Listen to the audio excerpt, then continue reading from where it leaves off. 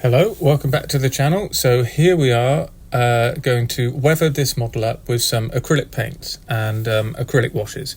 So we're just using the Army Painter War Paints triad system here through the browns. We've also got some Citadel colour. There you see Rhinox hide. And we've got some acrylic washes as well. So this is Seraphim Sepia from Citadel. Just an acrylic wash, they call them shades. So we've got some sponges and a few brushes. So first thing is to start with the base colour for these browns. And this is just going to really build up some depth and texture on some of the seats. We're going to try and really force a leather look to the seats, a bit of a worn leather. And I'm using some kitchen paper here. You could use a wet palette, you could use a tile, whatever you use for your paint. I just wanted to keep it contained within the kitchen roll as I was doing it here. So this chair has had a base coat of that Rhinox hide from Citadel. So now we're just going on with the first brown from Army Painter, which is their base colour. And stippling it on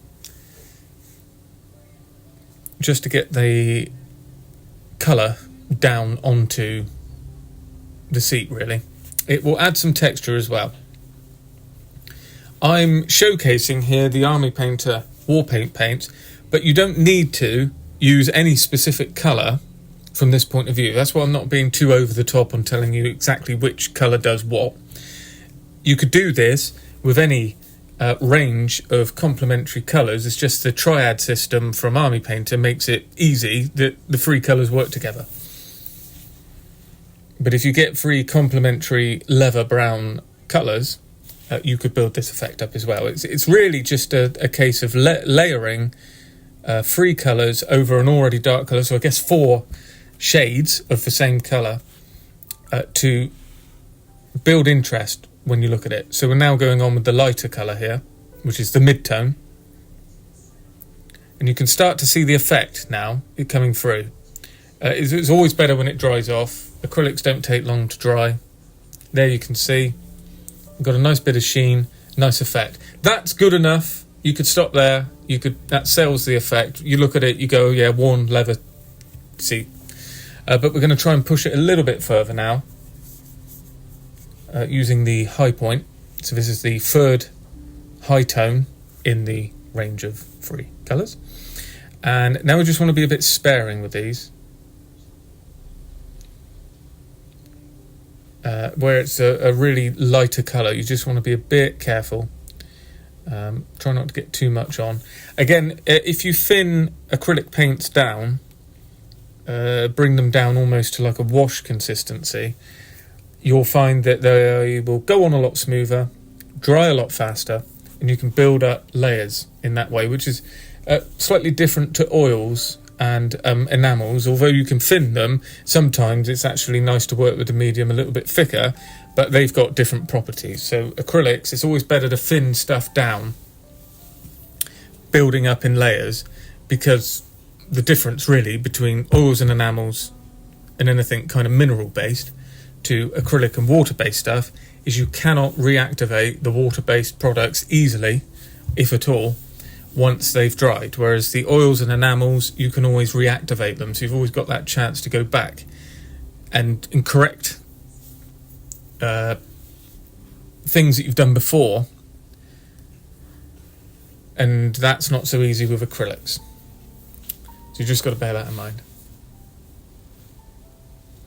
So working off camera now, just to pick up with a fine tip brush, but quite a large brush. As you can see, loaded with a bit too much paint. So now it's a case of, once it's on there, you need to work with it the way you want. And if you don't like it, it's better just to rub it off with your finger or something pretty quickly, and you'll find it's a lot easier to deal with if you sort of make mistakes and you're not too happy with it. But we've rolled with it here, and this is just picking up the high points now, giving a highlight to the chair, still using those three brown colours, working through the base, mid and high. And I'm now going to try and put in a little bit of stippling, a few marks. I was trying to go for quite thin lines horizontal across the chair, but it's not actually, it hasn't really come out how I wanted it. The brush is a bit too thick for that, and I've got too much paint. As you can see, I want to be far finer than that, and you can see there I'm not particularly happy with it, so try and rub it back. Now if you just keep working with it, it will start to build up in a way that it looks good anyway.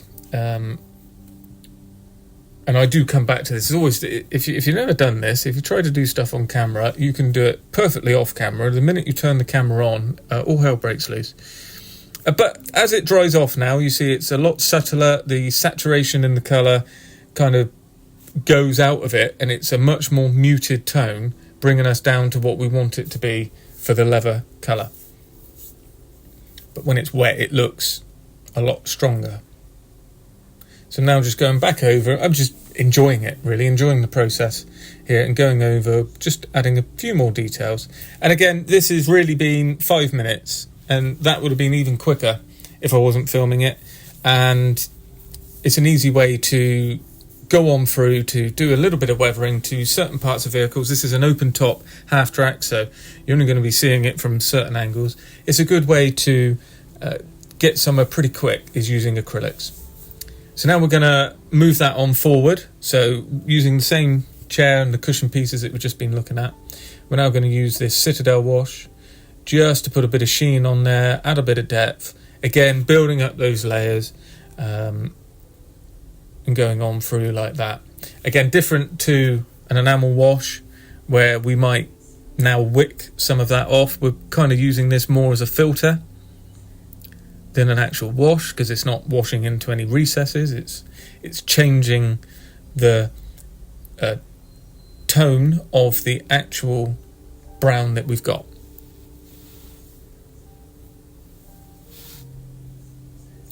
And then here we are with one I did earlier in the ICM SDKFZ 247. I think that's a really effective look.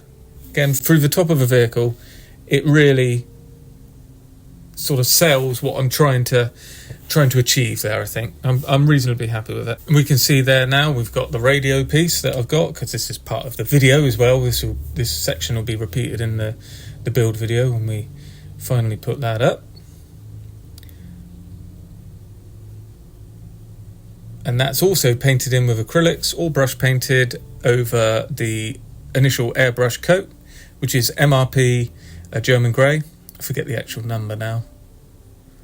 But as we're going forward, I'm going to try and move away just slightly from always being based in cellulose-based paints, really because of the smell and in the room. I'd rather have slightly better paints for health from that point of view. So I'm trying out a few different techniques with some of these acrylics.